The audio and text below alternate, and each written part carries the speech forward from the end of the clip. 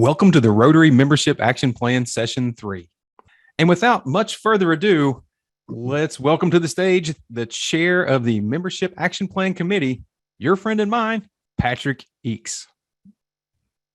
Thank you, Andy, and good evening, friends. Thank you for joining us for the third session of our Membership Action Plan series, Meaningful Onboarding. So let's start by recapping why we're here.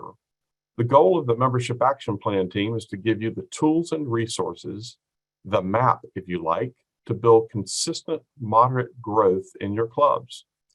Membership growth is, of course, Rotary International's top internal priority, and we see MAP as an arm of Rotary's action plan to increase our impact, enhance participant engagement, and expand our reach, which in turn helps us fulfill Rotary International's vision, where together we see a world where people unite and take action to create lasting change across the globe, in our communities, and in ourselves.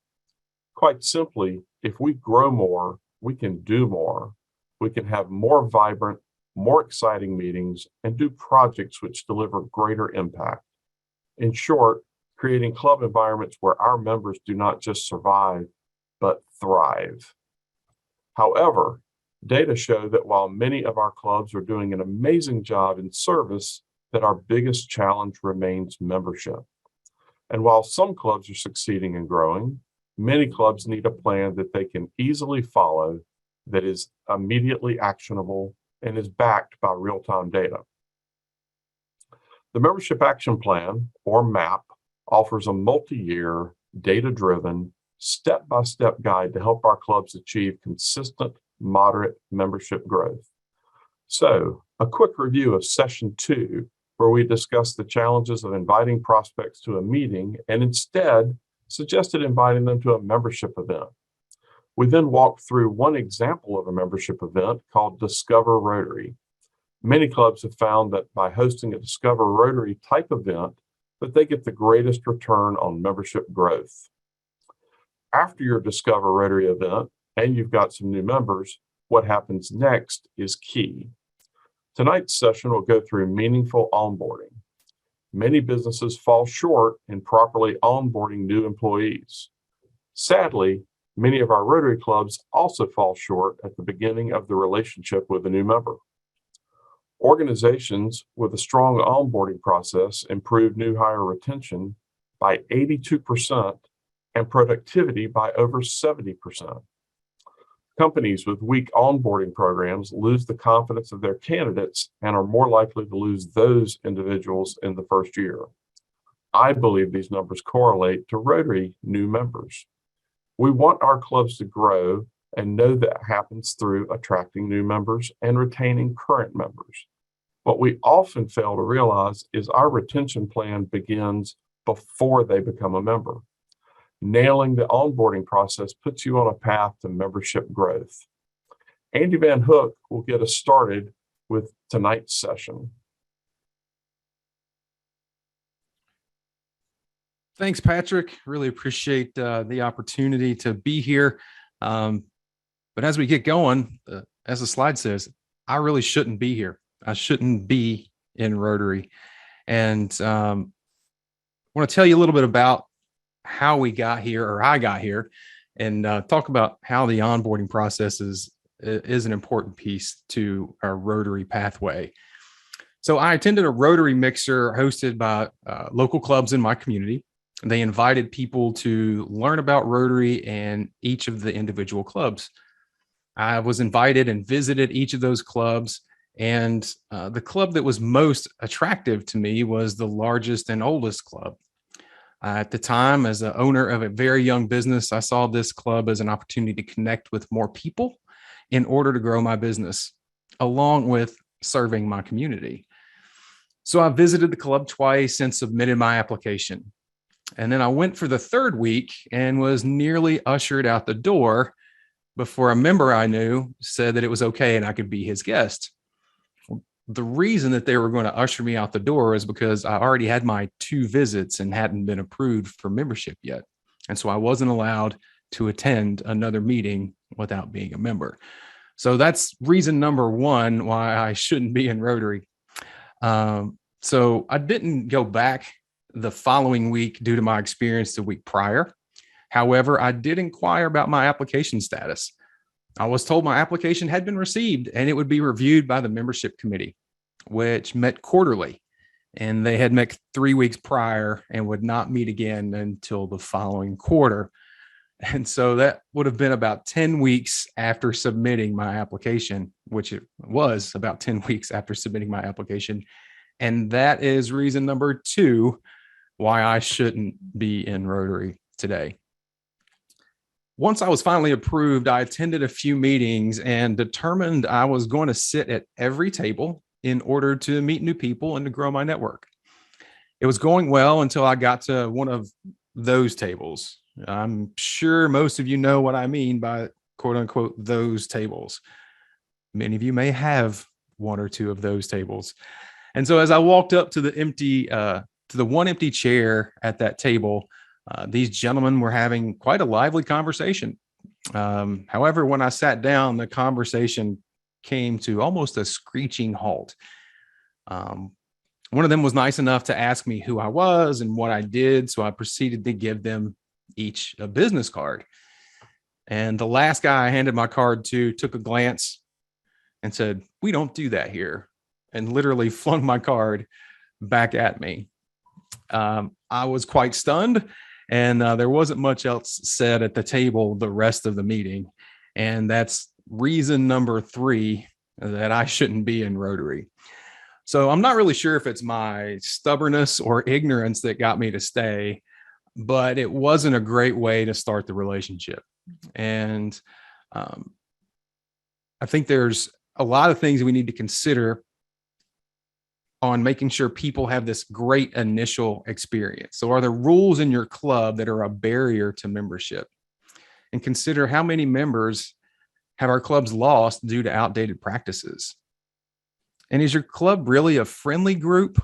As we all like to say, are clubs friendly? Or is it truly a group of friends? Because there's an important difference there. So as we begin our session on meaningful onboarding, I want to start by talking about you need to start before a new member's first day. And you may not necessarily think about it in that way. However, this part of the process is really key. And so the first step I would ask you to do is review your application process. Maybe you've done this by now. I know my club did. Once I got on the board and I was like, hey, this time frame is a little off. You know, I look back at my experience and it took nearly 3 months to approve a member. I think your process needs an update. I know my clubs did. And so questions you ought to consider asking yourself and your board and leadership in your club are, how long does it typically take for an applicant to become a member? How can you improve your application process to close new members quickly? How can communication improve to let applicants know their status and when they can expect an answer?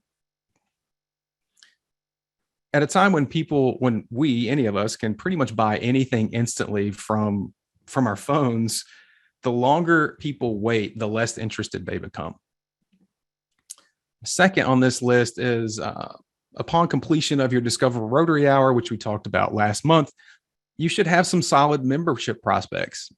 Take them to a preliminary one-on-one coffee or lunch or breakfast or beverage. RI President Jennifer Jones has stated these preliminary interviews help club leaders understand the needs and the expectations of new members at the outset. Making sure that everybody is in alignment on what the new member needs and what the club expects on both ends, that's really going to help on retention as they get into their membership. So don't wait for members to leave to interview them. Start really early and then continue to do that throughout their relationship with your club. Start early and plug them in based on what you learned from that one-on-one coffee.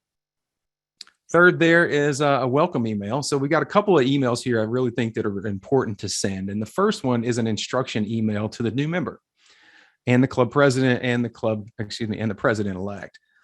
In this instruction email, it welcomes a new member along with outlining some key information about your club, where it meets, what day it meets, what time and how often it meets, dress code, parking, how to get to the meeting, is it on the third floor, etc. Sometimes it seems obvious to those of us who've been in our clubs for a while that, well, this information is apparent. Well, even if they visited your club prior to joining, this is a nice touch to go out there and just make them feel welcome, make them feel sure about the decision that they made. Because anytime any of us have been new to an organization, a job, we're unfamiliar. And so there's some nervousness there. And this kind of email can help ease some of that nervous tension that they may feel. And they don't know a lot of the things about our clubs that we know. So making sure that they understand where you're at and those types of details is really important. The next email is an introduction email, and this email goes out to the entire club, introducing the new member and make sure that the club knows that there's this new member we're excited about. Pretty short email, gives a little background information on the person, who they are, maybe where they work, what their interests are, how they're looking to serve, a little background, and a photo. An email like this makes your new member feel special, and it also gives current members some talking points when introducing themselves. So it helps on both ends. It helps your new member feel special. It also helps your current members have an opportunity to talk. You know, maybe some of our members aren't necessarily comfortable, or they're not great making the first move, as it were. If they've got some background information, they may be more comfortable in starting a conversation with that new member. And so I know we talked about two email templates here, and don't worry, we've got templates for you as part of our Meaningful Onboarding Toolkit, and we'll talk about that later and how you can access those. And fourth, before you get started on the first day, is to facilitate introductions. Don't leave new members wondering or wandering. Remind and encourage your club leaders, official leaders or otherwise, because we've all got those leaders of the club who may not necessarily have an official title, but they're a leader in your club. Make sure that they introduce themselves and welcome new members. It's really important that new members start to feel like they're part of the group, and they start to make those connections and build those relationships that makes Rotary great.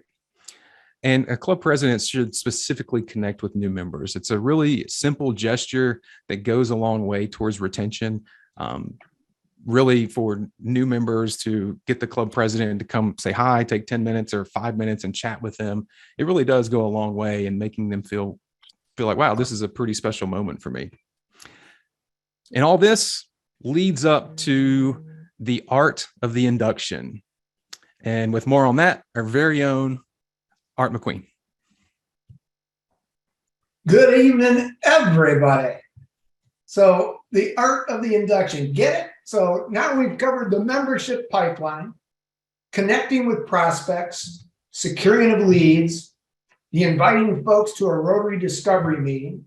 They visited our club. They like us and what we do and stand for. They want to get engaged. They want to be members of the greatest organization on the planet. Your board and your members have voted on a prospective member, and it's time to induct what will be our newest member. And you go, now what the heck do we do? Does your new member induction look like this? Sadly, been there, seen it. You know, it is one of those things. How long does it take? 30 seconds, you wave a wand, and then you have the courage to state, and welcome to the greatest Rotary Club in the world. Let me offer you a twist on a line from a song by the Gin Blossoms, and I've used variations of this line in the past. If you don't expect too much of us, you might not be let down. Well, guess what? Our members do expect a great deal. Why in the world would their first official action with your club be a total letdown? They're committing to giving your club their talent, their treasure, and their greatest asset of all, their time. They deserve better. Make it a big deal. Let's talk about some suggestions. And by the way, if you can get Larry David there to do your inductions, that's a pretty good idea too, right? But let's talk about some suggestions for making inductions a big deal. Before the new member induction meeting, make club members aware. Have a full house. Confirm attendance of the new member. You think might be a good idea, right? The sponsor. Got to have the sponsor there. Need to recognize the sponsor. Family members. They're a great resource for telling you things you don't know, right? Tell me something I don't know about Jack or Jill, and you'll get the greatest stories you ever heard, especially if you get a bunch of goofs like me, maybe, to tell you those family stories. Coworkers.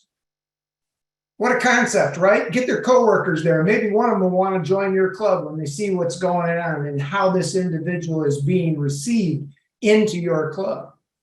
The local chamber of commerce.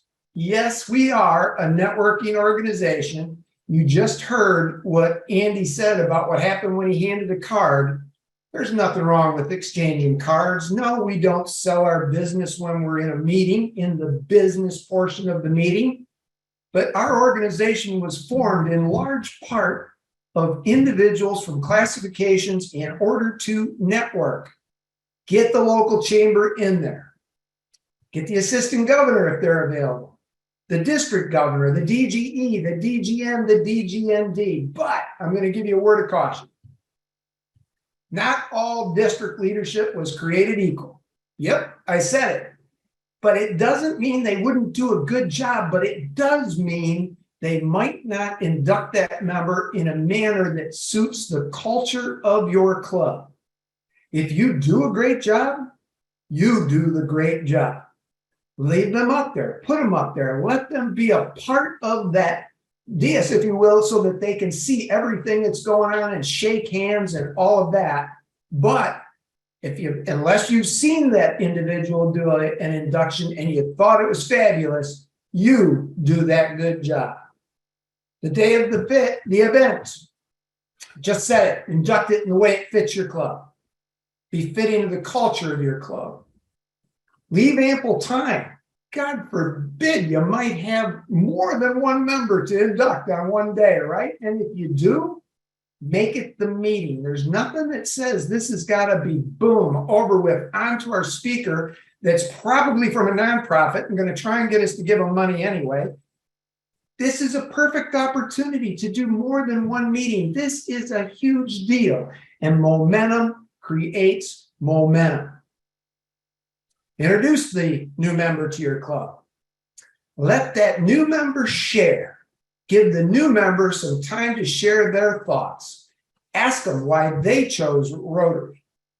Ask them why they chose your club, specifically your club. Maybe they visited other clubs. Ask them why your club won out over those other clubs.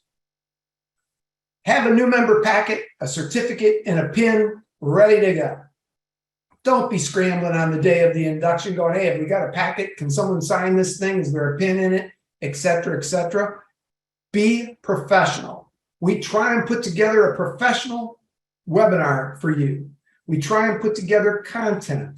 And it's critical that you do the same thing in your meetings, right?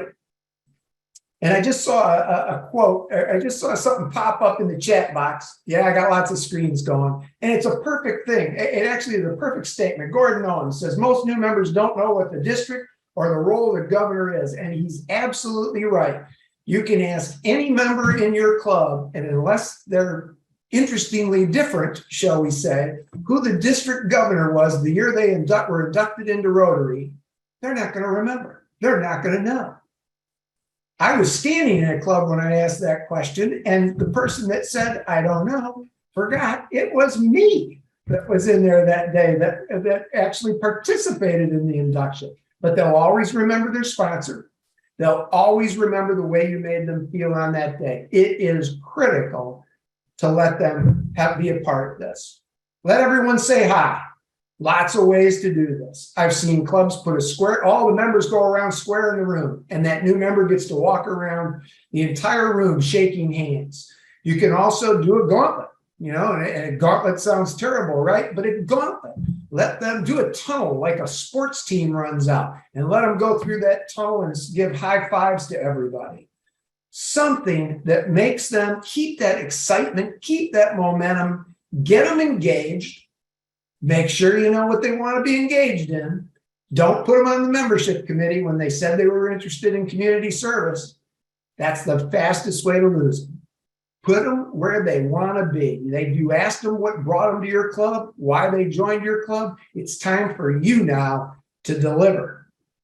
And at this point in time, I'm happy that I get to turn this over to my true doppelganger in Rotary, Andy Van Hook. Andy, take it away. Thanks, Art. Really appreciate all your insights. And I couldn't think of a better person that I have the honor of being a doppelganger of. That's for sure. And how could anybody forget you? I mean, I know I've tried, but I sure can't. So no, thank you for all those great tips and how to make the art of the induction a really special time for those new members. It's also special for your current club members as well. Gives them opportunity to remember why they're in your club. So one other piece we want to talk about is engagement and celebration. And so for new members to be thriving members, we've got to get them engaged. And so we've got some downloadables for you on the RI Zone website. And that includes a couple of different options of new member checklist ideas. And you can take each of these guides and craft your own from them using some of the ideas there. One is a red badge program. Some of you may be very familiar with that. But also there's a STAR program in there, has some similarities, but there's also some nice differences there as well. And then there's a new member scavenger hunt. So we've got 3 different new member checklist options on the RI Zone site. And again, we'll show you where to get those here in just a couple of moments. It's a great opportunity to make sure the new member has some tangible things to do other than just come to a meeting, making sure that they're engaged, starting to learn more about your club, learn more about Rotary International, some different pieces along the way to help make sure that you're getting them to buy into this organization. This is much like new hire orientation. So the more we can get them to buy into the organization, the better off and the longer the relationship will be. And next up is making sure you recognize the accomplishment. So, if you've got a new member who completes one of your new member checklists, great. Make sure that we recognize them in front of the club, not just as a one-off. Let's recognize them in front of the club. If you've got a red badge program that you're already doing, then make that transition to the blue badge a big deal. Make it part of a club announcement before your meeting starts. Consider doing a new pin. There's plenty of pins out on Russell Hampton that are Rotary certified. You don't have to have a custom one. You could just find one that fits your club and your club's personality and get a little Rotary pin for them as a piece of recognition for completing their new member checklist. And also consider transferring club foundation points. It's an opportunity to help continue their education into the Rotary Foundation, why it's important to your club, and it helps to get them moved quicker to Paul Harris Fellowship and all that entails and means for us as Rotarians. And also make sure you recognize the sponsor. Art mentioned it earlier. A lot of times we get the new member, we do the thing, but make sure the sponsor is part of this celebration and recognition.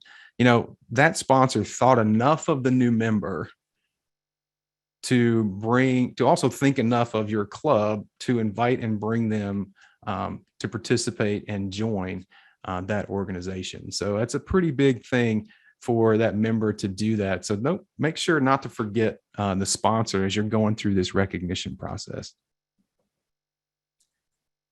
So the next thing up, I promised you, we've talked a bunch about different pieces of information we have here for you guys. Go to the rizone3334.org website.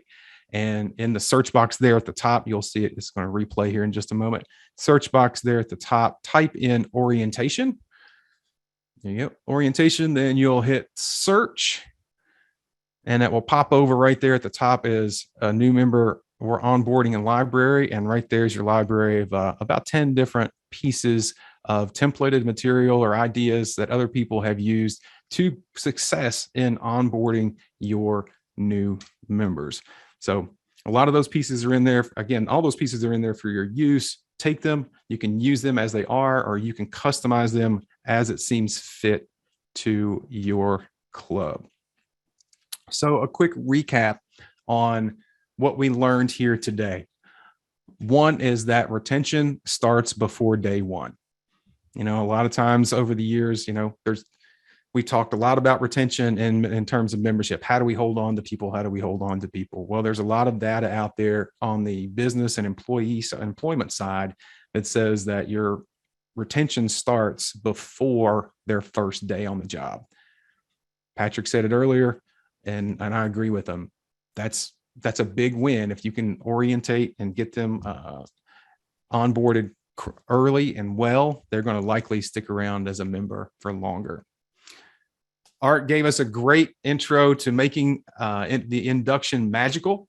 Art's got a great way of doing that. He gave you a great checklist. And again, make it fit your club. If your club's a little more, a little more formal, make it a little more formal. That's okay. If your club's a lot more, open and a little less buttoned up, make it fit that organization as well. Because it's really important to make sure that our new members feel like it's a big deal to have them on board, because it is. And also, we're going to engage and celebrate. So make sure that they've got a list of things to do over the course of their first 3 or 6 months as members, so they can keep on task of some opportunities for them to grow within your club. And then also, as they've completed those tasks, make sure to celebrate, because we all like a good celebration in Rotary, and this should be no different. So now we've gone through our program today, and you've got this, right? We've given you some great tips, a lot of tips today. However, what we're going to also challenge you to do is pick one of these. Pick one of these things that we went over that makes sense for your club, that could be an easy win. Maybe it's more along the retention, the onboarding before day one. Maybe you think the art of the induction is the next easy step for your club, or maybe it's the engagement and recognition part. Pick one of those and start moving in that direction to help your club go forward. And next up is our next session is going to be creating clubs for today. So you're going to get tools to create flexible membership types, reach different prospects, reduce time and cost requirements, attracting young professionals. It's another jam-packed session in this bite-sized webinar series, and it will be on November the 14th. That should be 2022, because I don't think any of us want to go back to 2020. So at 6 p.m. Eastern, 7 p.m. Atlantic, and 5 p.m. Central. And with that, I'm going to mute and drink some water and toss it over to Mike Berg, who's going to handle Q&A. There we are. Great presentation, Andy. Congratulations. It really worked well. Art, you did a pretty good job too. Andy, one of the first things that I saw in the chat box, and please folks, use chat box, use the Q&A, don't use the chat box. First thing I saw was that 2 clubs, Andy, wanted you to be in their Rotary Club. So while you had a tough time, they said, come on over. We'd be glad to have you. Well, I appreciate that. I'll if something changes, I'll definitely look you out. I think the first thing is, you mentioned how long it took you to go through the process. And one of the questions was, how long do you think an application process should be? It's a great question. I think that any club they need to do what feels right for their club. I would say that as a buyer, 10 weeks was too long. I would say if you can't get it done in about a month, or at least be communicating with that potential new member what your timeline looks like, that would be what my suggestion would be, is 30 days. If you can do that, that would be great. Quicker if you can. I know some need it to go from membership committee to board approval to that kind of thing, to the membership approving it overall. So there is some time built in there. I know our club moved moved it to an email approval process versus an in-person approval process. So Sure. I mean, something along those lines could tighten up that time frame. But even if it needs to drag out over 6 weeks, communicate with that prospective member what the process is so they know what's going on. Don't just leave them in the dark and wondering, because then they're probably never going to show up. Yeah. Thank you. Art, one question that came up was, when do you think new members should be given assignments? So a lot of clubs will, if you do a good pre-induction and you've learned why that individual wants to join that club, then it's pretty easy, right? I mean, you may have even said, your induction is such and such a day, and we're looking forward to putting you on the membership committee or the community service committee, and we'll make the announcement that day. If that isn't clear, then please don't do it, because it's like a hammer in the head. I'm already working. I want to get engaged, but I need to learn a little bit more. So it varies from club to club. No hard and fast rule. The sooner someone's engaged, the better. I mean, engagement is critical for all our members, not just our new ones, for our new ones, our old ones, all of us. Yeah, you also mentioned the invitees to the membership pinning. And someone also mentioned the district membership committee chairs. Your opinion about how many folks should be at an induction ceremony? From my perspective, the more the merrier, right? I mean, it's a big deal. Make it a big deal. Too often, we don't even get our club members there because we forgot to tell them. We send out one email a year that says the district governor's coming. Please show up and support the governor and hear the governor's message. We should do that a lot more often, but definitely for our new members as well. Andy, you talked about the idea of telling folks, everybody who was joining, and the idea that those folks should tell their friends and neighbors. How do you advertise the fact that your club has got a new member? I think there's a lot of great opportunities there. I mean, internal is first, right? You want to make sure that your club knows who the new member is. Again, I go back to onboarding a new employee. You don't want to have new employee wandering around for 2 weeks with nobody has talked to them, right? And so making sure that internal is first, that's huge. The induction piece is part of that. All the tips that Art gave about inviting family or friends or coworkers, the Chamber of Commerce, that's an opportunity. All are opportunities to do kind of a word of mouth aspect to some degree, invite them via email. I've seen some clubs who will write a short little announcement that they send out to the newspaper, and they'll also post it on their social media feeds and tag that new member, so then they can reshare it and their friends see that they're part of the organization as well. Right. Art, this question got thrown out. In the past, Rotary clubs used to charge a $50 administration fee for new members. Is that still the case? Are clubs still doing that? Some clubs do. Some clubs don't. There's no rule on that. My club is not a club that does do that. I suppose a small club with minimal resources may do that. I don't know. I can't give you a straight up answer on that one, Mike. Mike, I need to make one other comment too, because it was something that Andy said. I don't know that everyone's aware of it, but please encourage your governors to set up an automatic notification to a new member. I know you can do it in DACDB. You can probably do it in Club Runner, whatever CRM, customer resource management system you're using, so that as soon as that new member posts in that CRM package, they are notified, and there's an email in there, and it generates an auto-generated email to that new member, welcoming them to Rotary, to the district, to the greatest organization on the planet. I will tell you that they all think it came to them, and I apologize for those I'm bursting the bubble on right now. They'll think it was personally written, but think about it.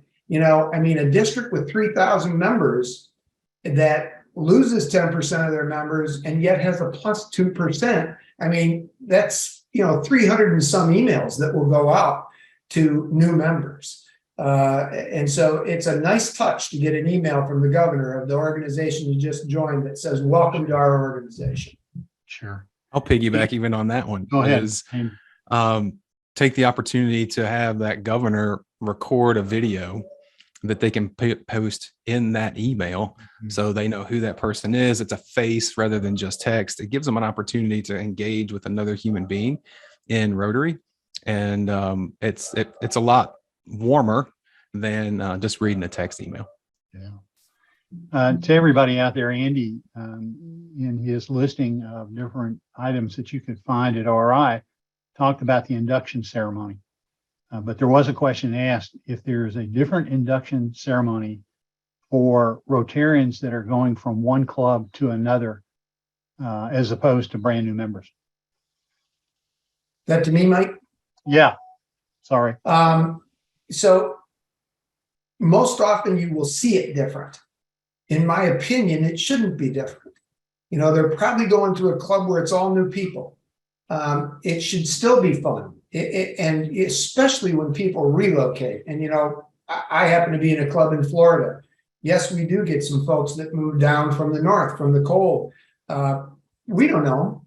And it really doesn't matter if they're jumping 2 counties. We don't know. Unless you got a governor that's moving. But then you're still going to want to ask, why is that governor moving? So, I mean, there's still opportunity here to get to know that person and to do it the same way and give them a feel for the culture of your club. So in my opinion, no. Some of the words might be a little different because you're not really inducting them into Rotary, but you're inducting them into your Rotary club. Andy, you mentioned at your club that it took a long time and that some of the senior members were not as interested as some of the junior members. How do you get the senior members re-engaged with new membership? How do you get them to see the benefit of that and to interact with those folks? Well, that's a great question, Mike. I think the opportunity is, even as I was coming up in the leadership in my club, I was talking to that table that kind of rejected me that meeting. And, their answer was, well, we just want to be here and have lunch with our friends because we've kind of done it and been there and blah, blah, blah, blah, blah. And so, and when I became president, one of the first things that they asked me was, don't make us change tables. And I said, okay. I said, why? Well, we like to have lunch with our friends. Okay, cool. That's fine. So we did a meeting where we changed tables, but it was not during lunch. It was the program where they changed tables. So they got to eat their lunch with their friends, but we did a service project. But we made them go around to different tables and introduce themselves to not just new members, but people who may have been in there a while and who hadn't necessarily talked to those folks. I think some intentionality is there, has to be there. And also being able to encourage them of saying, hey, you were in this spot once too, these new members coming in might need some a little bit of mentorship or leadership, and you'd be a good fit for that.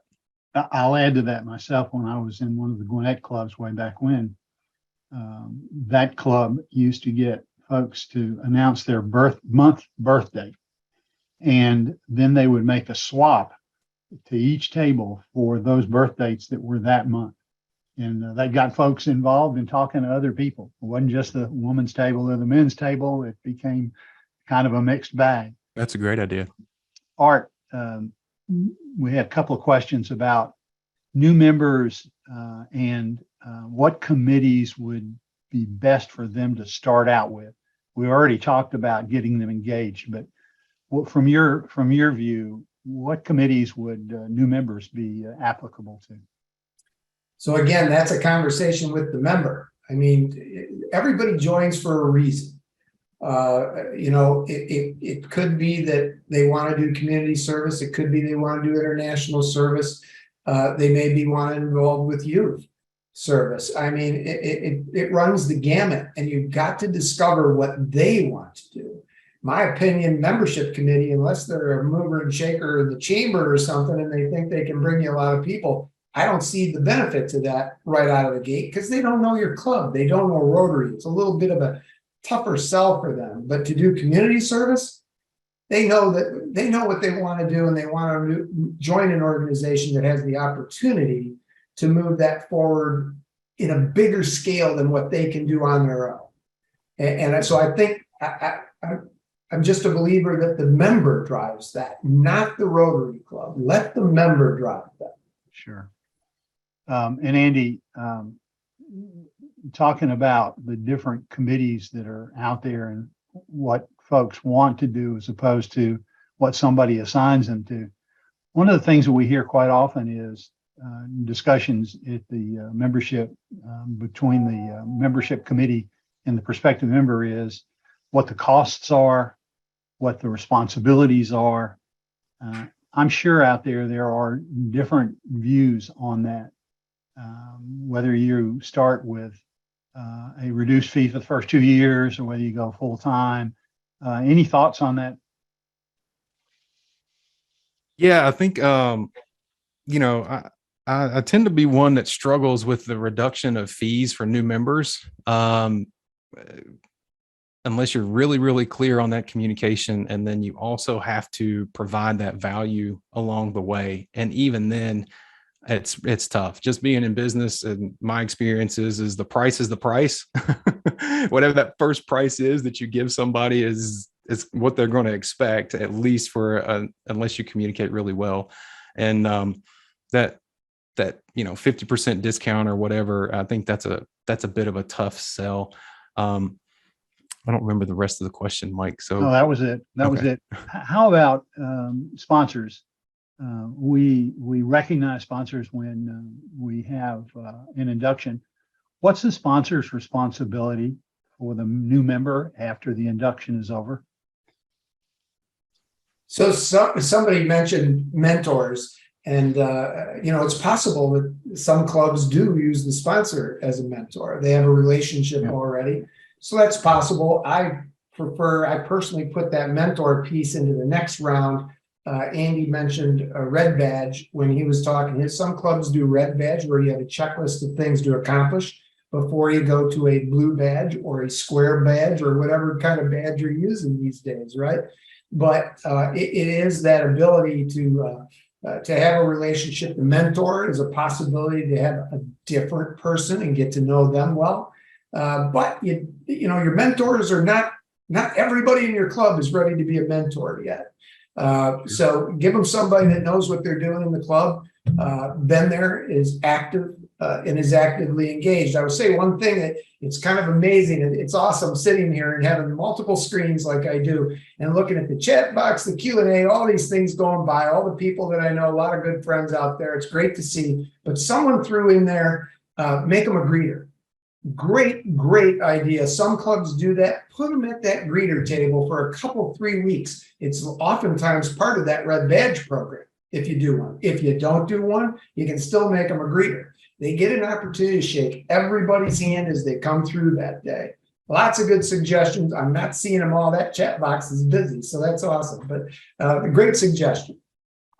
Art, I'm seeing just as many screens as you are. They're all flying in. Last question, and I'll throw this out to either one of you. The restrictions for new members, is that still a practice where we keep them apart from other things, or should we again engage them in everything that we do? what do you mean by restrictions? Classification restrictions, I'm sorry. Is that still a practice? Not in my club experience, but you all may feel differently or have different experience. So you're talking about the rule of duplicate classifications, Mike? Yes. I don't know that anybody is following that strictly anymore. The COL expanded the percentage that we were capable of putting in there, but the COL on a lot of this stuff is a guideline. There are no Rotary police. You've heard it said before. if having 50% of your membership is real estate licenses, which in Florida would be easy to do, and everybody's happy, if they're happy, we're happy, right? You know, and you get into slicing and dicing these things. You can have 20 doctors, and they all practice a different form of medicine, and 20 lawyers, and they all practice a different law. So the classification is what works for you and how you are set up in terms of declining a membership. If you Great. have somebody in the club that wants to, you know, say, I don't think they should be inducted because it's going to cost me a lot of money or something, you've got to listen to that existing member as well. Sure. Thank you, Andy and Art, both for your expertise in this area. That's the last question that I have. I'm going to turn it back over to Patrick. Patrick? Thank you, guys. Thank you, Mike. Thank you for moderating that discussion. Thank you to Art and Andy for being our panelists and our presenters. I know I can hear all of you out there virtually clapping for them, and they deserve that. So thank you for that. Also want to give big thanks to the tech team. There are a number of people who are working behind the scenes to make this work. And you may have noticed that we lost our slide deck there for just a little bit, but we had a backup person who came right in with the slide deck. So there are lots of people working to make this happen. And I see all the applause happening now. So thank you so much for recognizing those folks. We hope that you recognize the critical importance of meaningful onboarding for our new members. If we are intentional in the way we welcome prospective members, establish clear expectations for the Rotary experience, conduct a new member induction that signals how important these new members are to us, and create a system of engaging new members, we're going to attract new members and we're going to retain them. Now, we're going to send you a link to the recording of this webinar, as well as link to a good bit of collateral material that supports the topics that have been discussed this evening. So as attendees, you're going to receive all of that. Looking ahead, I hope that you are aware that World Polio Day is in just 2 weeks on October 24th. World Polio Day celebrates our commitment to rid the planet of this awful virus. It's not too late for your club to create an event to celebrate our progress in eradicating polio and to promote Rotary's leadership in this effort. And this is a wonderful opportunity to unite our efforts in Rotary Foundation, public image, and membership. Also, speaking of public image, the next Zone 34 public image webinar, how the heck do you do that, will be held October 24th at 6 p.m. That's 2 weeks from right now. As you see on the slide, you can register for this webinar at www.elevaterotary.org. Finally, please take a moment right now and mark your calendar for November 14th of 2022 at 6 p.m. That's the date and time for our next Membership Action Plan webinar. And just to tease you a little bit, you see the slide. We're going to be focusing on creating clubs for today. Now, we all know what a traditional club model looks like, and it works fine for many of us on the call, including me. However, our two zones have had great success attracting Rotarians by creating new pathways into our great organization. So join us on November 14th, and you can learn more about how to make Rotary attractive to a wider portion of your community. That will allow you to expand your reach and increase your impact. Thanks for being with us this evening. We've got you wrapped up in under an hour, which is always our goal. And we look forward to doing the same and seeing you on November 14th when we talk about creating clubs for today. Good night, everybody.